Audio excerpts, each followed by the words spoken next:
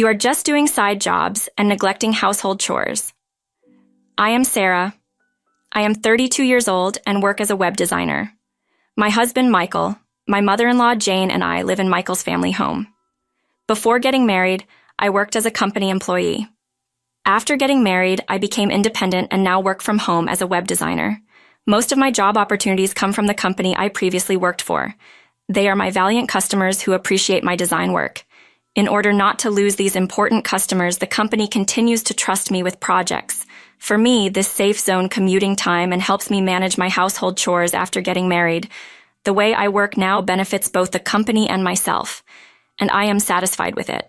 However, Jane seems to disapprove of me working. She has old-fashioned values and strongly believes that once married, a wife should be a full-time housewife and support her husband. She often talks about this. In this day and age, almost no household is like that. Most couples are dual income. Michael kindly explained to his mother, "If we're living on your salary, you at least need to handle the household chores properly." Jane seems not easily convinced. Even if you say it's a side job, it doesn't bring much income, right? Jane doesn't understand my job and always refers to it as a side job. For me, I believe I manage my household chores properly while working. However, it seems she is dissatisfied with how I work, which is different from her ideal of a full-time housewife. To Jane, who cherished her only son, I might appear as the unpleasant woman who took her precious son away. Shortly after our marriage, Jane has been continuously saying hurtful words to me. It seems that none of my actions pleased her. According to Michael, about 5 years ago, his father passed away, and since then, his mother's attachment to him has grown stronger. Michael often looks bothered by it, but it seems he doesn't mind being relied upon by his mother. The house we live in is located in a residential area and was purchased by his father about 30 years ago. The remaining mortgage was paid off with his father's life insurance and is now in his mother's name. It has an adequate number of rooms for the 3 of us, and I also have a room I can use for work, which is very helpful. Jane has been living here for 30 years and seems to have many friends in the neighborhood. They often come over to visit. Whenever one of Jane's friends comes over, I have to interrupt my work to prepare tea and snacks. Women of the same age as Jane from the neighborhood gather, and a session of gossip about their families and complaints about their daughters-in-law begins. My daughter-in-law finds some excuse to go back to her parents' house, and she's not here for half the year. My daughter-in-law spends money so recklessly. I feel so sorry for my son. At one point, we even had debt collectors coming over. It was a real mess. In my workspace, as I overheard such conversations, I felt increasingly disheartened. Jane's friends seemed to be competing to see which of their daughters-in-law had the most issues. They never had anything positive to say about their daughters-in-law. The daughter-in-law here is amazing. She manages to do her job properly while also handling housework. When one of Jane's friends complimented me, Jane's tone became stern. That job of hers is nothing special. She's just doing some minor work from home. I wonder how much she even earns. She's deliberately speaking loud enough for me to hear. Really, my daughter-in-law seems to think there's nothing wrong because she earned it herself, so she spends all of her part-time earnings on herself. Another friend responded, continuing the conversation. The money a daughter-in-law earns is hers alone, but the money the husband earns is for the entire family. Hearing this, everyone burst into laughter. We never thought like that back in our days, did we? Once again, Jane started reminiscing, so I decided to put on my headphones and block her out. I've heard this story countless times, and I'm honestly tired of it. Moreover, many of her stories seem to put modern brides in a bad light, and I don't want to hear them. I try to shut out the external noise and concentrate on my work. One day, Michael suddenly mentioned wanting to change our car. I'm thinking of getting a new car. Is that okay? During dinner with the 3 of us, this casual remark from Michael angered Jane. Why do you, the head of the household, need permission from your wife to buy a car? My husband quickly began to appease Jane. It's the car for all of us, so I can't decide by myself. Indeed, it's a big purchase, so maybe it's unreasonable for him to decide alone. Jane seemed unconvinced and further voiced her strong objections to Michael. You're the only one with a driver's license, so just get whatever car you like. Michael, who generally can't go against Jane, keeps glancing at me, unable to retort. It's okay. You can decide. Feeling sympathetic, I threw Michael a lifeline. Stop asking your wife for her opinion on everything and decide for yourself. Michael always seeks confirmation from either Jane or me for everything. While it's nice that he's considerate, sometimes I feel he's not really able. Tom, my father-in-law, would always decide things on his own, and Jane used to complain about it a lot. I've grown up seeing his parents act this way. Michael feels he shouldn't be unilateral in his decisions. However, Jane, who lived with the dominating Tom, seems to believe that's how husbands should be. Jane's discontent towards Michael, who consults me on everything, ends up being directed at me. Because of what Sarah keeps telling Michael, that he's become like this, isn't it? Taken aback by this baseless accusation, I struggle to respond. That's right. I can't decide on my own because Sarah says she's worried. Michael started shifting the blame onto me, siding with Jane. Wait, I didn't interfere at all. Even if I'm blamed, I'm at a loss and can't do anything about it. As always, my husband takes Jane's side. We've been married for about 2 years, but he has never tried to protect me in front of Jane. Sorry, I truly always think of you as the most important. But when he says this without Jane around, my distrust only grows. At first, he seemed to care about me regarding this matter, but in the end, he didn't take my side. I've started to consider taking action. If the situation continues, I'm worried about whether I can endure living with my husband for the rest of my life. Kindness and indecisiveness are two different things. I wished he would voice his opinion clearly to Jane. About a month later, my husband's new car was delivered to our house. The smell of a new car is always refreshing. Let's go somewhere far on our next day off. Jane also speaks with a smile to my cheerful-looking husband. You bought a nice car. Was it expensive? But with your salary, you can easily afford this, right? In response to that question, my husband didn't reply and continued to happily touch every corner of the car. Punching the luxurious new car, I was taken aback. Though I told him to get the car he wanted, there's a limit to my patience. As soon as my elated husband entered the house, I confronted him. How much did that car cost? My husband, without paying much attention to me, innocently remarked, around $40,000. Seeing the surprised look on my face, my husband continues speaking, looking puzzled as to why I'm so shocked. You said I could buy any car I liked, right? Jane quickly came to my husband's defense. Exactly, you left the decision to Michael, so no complaints now. Indeed, when we discussed it, I left everything up to my husband, but it's problematic if he doesn't consider our household's financial situation. Where are you planning to get the money? I interrupted Jane's story and asked my husband. Well, I'll take out a loan. On behalf of my husband, who was at a loss for words, Jane let out a scream-like shout. Sarah, you're not the one paying, so you shouldn't complain. Jane seemed angry, either because I had interrupted her or because of the harsh words I'd said to my husband. She looked at me with a menacing expression. You're eating because of Michael's income, and all you do is complain. What an ungrateful wife. Jane was speaking more aggressively than usual. I work too. In response to my protest, Jane defiantly retorts. What are you talking about? Your part-time job hardly earns anything. Michael brings home $3,000 a month. Jane looks down on me as if to say I couldn't possibly earn that much. I was about to say that's the amount I earn. I try to interject. Suddenly I realized it. Michael had disappeared and fled to his room. I thought this for a while now, but I can't stand it any longer. We don't need it. By flake, you pack your bags and leave. Jane finally voiced out her thoughts. It was me who was enduring all along. I never intended to discuss how much I earn, especially not under these circumstances, and I lost the will to argue back. I felt anger rising at Jane's words, and I was also fed up with my husband's attitude. Originally, it wasn't a root cause of this argument between me and Jane, but Michael, again, his indecisive nature, a clear flaw, was showing. I understand. I'll leave, as you said.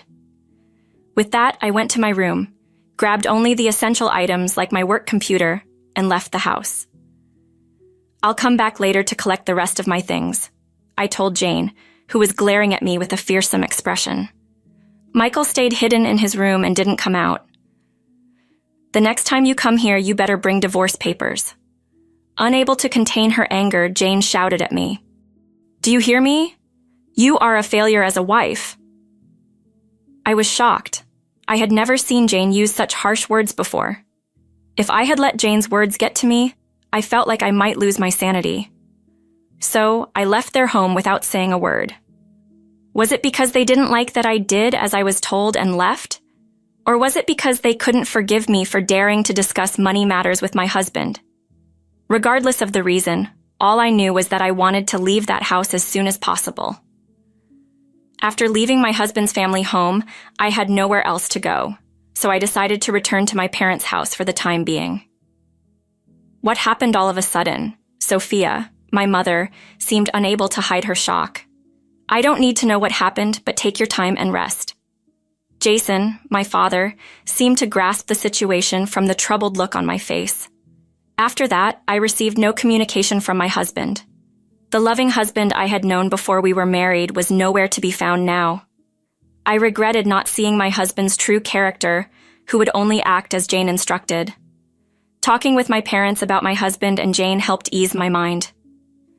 "You don't have any children, so I think it's better to get a divorce sooner rather than later," Sophia advised me, and I felt the same. I have a supportive work environment, so I won't face any difficulties in my day-to-day life. Over the weekend, with my father's help, I moved all my belongings from Jane's house. My husband was nowhere to be seen, and Jane didn't even attempt to come out of her room. I stood in front of my husband's room and spoke to him. "Thank you for everything up to now. Can you fill out the divorce papers?" I slipped the divorce papers through a gap in the door into my husband's room. I filled out the divorce papers. "Is this okay now?" With a disgruntled tone in his voice, the divorce papers were returned through the gap under the door. Realizing that our marriage had ended in such a manner, a wave of sadness washed over me. I didn't want to speak to Jane, so I left her house immediately. I didn't want to remember the house where I had lived for roughly 2 years. I headed straight to the city hall, filled with the desire to submit divorce papers and clear my mind. I wanted to end things quickly if it could be done with just a piece of paper. After the divorce, I've been staying at my parents' house and have continued my job while I searched for a place to live. As I was considering moving out on my own, Sophia approached me. "You can stay here for a while. I can help you out more than if you were living alone," she said. Jason was keen on me living alone either. "Michael and Jane are unconventional people. They might come to your house," he warned. Although I thought that was unlikely, being with my parents was very comforting. In fact, I could work from anywhere, so I decided to stay at my parents' house for a while. 2 months passed, and just when I had almost forgotten about my ex-husband, I received a call from an unknown number. Who could that be? Probably a wrong number, I thought, choosing not to answer. However, the calls kept coming. Reluctantly, I answered, and to my surprise, it was Michael's voice. "Why didn't you answer my calls sooner?" He sounded extremely agitated. I didn't recognize the number, and I didn't want to answer. "We have nothing to do with each other now, so please don't call me," I retorted. As I was about to hang up, he said, "Wait, my phone isn't working. Do you know why?" Would I know? Contact your service provider, I suggested. But then something occurred to me. "By the way, have you not deposited money into the bank account during our marriage? I used to deposit my earnings into an account for paying utilities." Michael's salary was also transferred there, but it was a meager amount and never sufficient. Michael worked as a salesman for health products, but his salary was mainly commission-based, and his base pay was quite low. While those with good sales records and numerous contacts could earn a substantial salary, Michael's performance was subpar. He mostly received just his base pay, which meant he only contributed a few $100s to the account. I had always been the one to deposit money into the payment account, especially towards the end of the month. But for the last 3 months, it had been solely Michael's salary. I left our marital home in the middle of the month, right around when payments for that expensive car likely started. From his silence on the phone, I could tell Michael was realizing the gravity of the situation. "We've been managing the household with my income until now. You'll have to figure it out on your own from here," I said. I wanted to say, "Good luck with that," sarcastically. But I bit back the words and ended the call. and said, "I suspected Michael never told Jane about his actual earnings." It seemed Jane had no idea that ever since we got married, we had been living mostly off my salary. Michael was probably too ashamed to admit he earned less than his wife. I've heard that essential utilities like electricity and water can't be immediately cut off. The first thing that can be disconnected, I learned, is the mobile phone. Several days later, on a morning off, the intercom of our home rang insistently. When my father went out to see who it was, there were raised voices at the entrance. "We no longer have any business with you. Please leave." I was shocked to hear my gentle father raise his voice. Wondering what was happening, my mother and I hurried to the entrance. "I need to speak to Sarah. She's here, isn't she?" I was taken aback by Jane's voice and felt my face tense up. Just as Jason had predicted, she had come to our family home. When Jane saw me, her eyes bulged with anger. "As you didn't deposit money into the account, both our electricity and water had been cut off." My parents and I were too stunned to respond. "How could the electricity and water be cut off?" Michael, trying to defuse the situation, intervened. "Mom, stop this. It has nothing to do with Sarah." Jane continued to reach, dodging Michael's attempts to calm her. "Michael's supposed to earn $3,000 a month. Why have our utilities been shut off?" "It's actually me who earns $3,000 a month," I clearly corrected Jane's misconception. Jane looked shocked and turned her gaze to her son. "Yes, it's true. All this time, it was Sarah who was earning that, not me," Michael confessed with a downtrodden look. "Wait, how can you earn so much from part-time work?" Jane, looking as if she'd been deceived, stared at me. "I've always said it's not a part-time job. It's a legitimate work-from-home position." My face went pale. "How much do you really earn, Michael?" Jane, with a blank expression, asked. "If I get $300, I consider myself lucky." Michael's spoken voice was so faint it seemed he might disappear.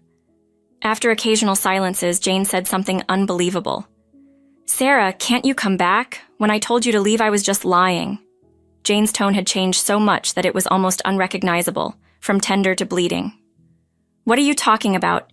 We're already divorced, and I don't want to have anything to do with you in the future." Even after my clear response, Jane continued to make brazen requests. "Why don't you remarry Michael? If you start over, everything will go back to the way it was." As I was too taken aback to reply, Jason intervened fiercely. "We have no ties with you anymore. If you don't leave now, I'll call the police." Intimidated by Jason's authoritative voice, both Michael and Jane hurriedly left. "If you come back, I'll report you to the police immediately," Jason sternly warned the retreating mother and son. "I wonder how such people can be so ignorant," Sophia sighed, but Jason's anger seemed even more unyielding. "It's a good thing we cut ties with people like that early on." Sometime after that incident, I heard about Michael and Jane's current situation from one of Michael's friends. Apparently, Michael sold his family home and land and began living in an apartment with Jane. By selling the home and land, he was able to repay his debts.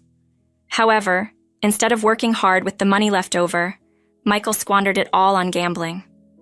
After using up all the money from selling the house, his whereabouts became unknown. Jane, left on her own, developed dementia and was placed in a facility. As for me, things at work are going well, and I'm thoroughly enjoying living alone. Recently, I started dating a man I met at work. He understands that I have a history of divorce and is a sincere person in both his personal and professional life. He's not the type to misuse his partner's money and make extravagant purchases like Michael. We haven't discussed marriage yet, but we both feel that we can walk through life together.